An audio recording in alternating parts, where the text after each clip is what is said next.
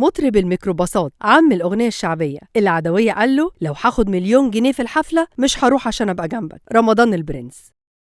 اتشهر باسم مطرب الميكروباصات، هدد عرش كبار المطربين الشعبيين في مصر في الثمانينات والتسعينات، وانتهت حياته في حادثة مؤلمة. عدوية قال له عيد ميلادك عندي أهم من كل حفلات الدنيا، ولو هاخد 1,000,000 جنيه في الحفلة مش هروح عشان أبقى جنبك. رمضان البرنس المطرب الشعبي ابن موظف الحكومة البسيط، وأمه كانت ست بيت وربة منزل. بدأ حياته في حي حلوان واتنقل بعدها مع أسرته للإسماعيلية، ولما توفى أبوه اضطر إنه يتولى مصاريف البيت كلها، وده لأن أخوه الكبير اللي كان قارئ قرآن واللي كان اسمه البرنس الكبير اتوفى، وكان هو أكبر إخواته ساعتها، فنسب لنفسه اسم أخوه البرنس، وكان لازم يشيل مسؤولية أخوه التاني وأمه. اتشهر رمضان بأنه شاطر جدا في اللعب بصوته، وإنه بينقل ما بين درجات الصوت، ومهما كان بيقف ويغني للناس الناس ما كانتش بتزهق منه، وكان عنده قبول كبير مش طبيعي، ويعتبر أكتر مطرب شعبي كان بيتسمع في الثمانينات والتسعينات، وتعرف باسم مغني الميكروباصات بسبب السواقين اللي كانت دايما مشغلة أغانيه، وما كنتش تروح أي فرح إلا وتلاقي فيه رمضان البرنس بيغني وبيحيي الفرح. وفي واحد من الأفراح اللي كان بيغني فيها شافوا الشاعر والملحن عبد العزيز أمين، اللي كان وقتها أهم ملحن للأغاني الشعبية في مصر، وعجبه صوت البرنس جدا، وقال له إنه عاوز يكتب له أغانيه اللي جاية ويلحنها له. وبالفعل كتب عبد العزيز أمين أول أغنية للبرنس، وبعديها أول ألبوم ليه اللي كان اسمه عايزة إيه، وكانوا 9 أغاني في الألبوم. وبدأ نجاح البرنس يزيد أكتر وأكتر، وشعبيته زادت أكتر لحد ما عمل 12 ألبوم، كلهم برضو من تأليف عبد العزيز أمين وألحانه. البرنس لسانه حلو مع الناس كلهم، لدرجة إن زمايله ومنافسينه من المطربين الشعبيين كانوا بيحبوه جدا، وأحمد عدوية كان بيحبه لدرجة إنه في يوم اعتذر عن حفلتين كانوا جايين له عشان يعرف يروح يحضر عيد ميلاد البرنس، وقال له الحفلتين دول لو كانوا هيجيبوا لي 1,000,000 جنيه فأنا عندي إني أقف جنبك في يوم زي ده أهم بكتير بالنسبة لي. وفي مرة من المرات كان البرنس مكتوب له أغنية جديدة وكان لازم يشتغل عليها، بس هو قرر إنه قبل ما يبدأ شغل عاوز ياخد مراته وأولاده والشغالة بتاعتهم عشان يغيروا جو ويروحوا يصيفوا، لكن هم راكبينه على الطريق العربية عملت حادثة كبيرة واتقلبت بيهم، وتوفى كل اللي كانوا في العربية، رمضان البرنس وزوجته وكمان الأولاد، والوحيدة اللي فضلت عايشة هي الشغالة. وبدأت الناس في الوقت ده تتهمها إن هي اللي لفقت الجريمة دي لرمضان ولأسرته، لكن الحكومة نفت الكلام ده عنها وقالت إنها مستحيل تكون عملت كده، وإنها حادثة 100% وكانت قضاء وقدر عشان يرحل الفنان الشعبي الجميل رمضان البرنس ويسيب في قلوب كل المصريين حزن كبير عليه، وتفضل أغانيه ماركة مسجلة بتسمعها دايما في الميكروباصات وفي الأفراح الشعبية من غير ما تزهق أبدا. ربنا يرحم الفنان رمضان البرنس اللي علم في قلوب كل المصريين قبل وبعد موته. في النهاية مستنيين نشوف آرائكم وتعليقاتكم، وما تنسوش اللايك واعملوا فولو لصفحتنا على الفيسبوك واشتراك لقناتنا على اليوتيوب.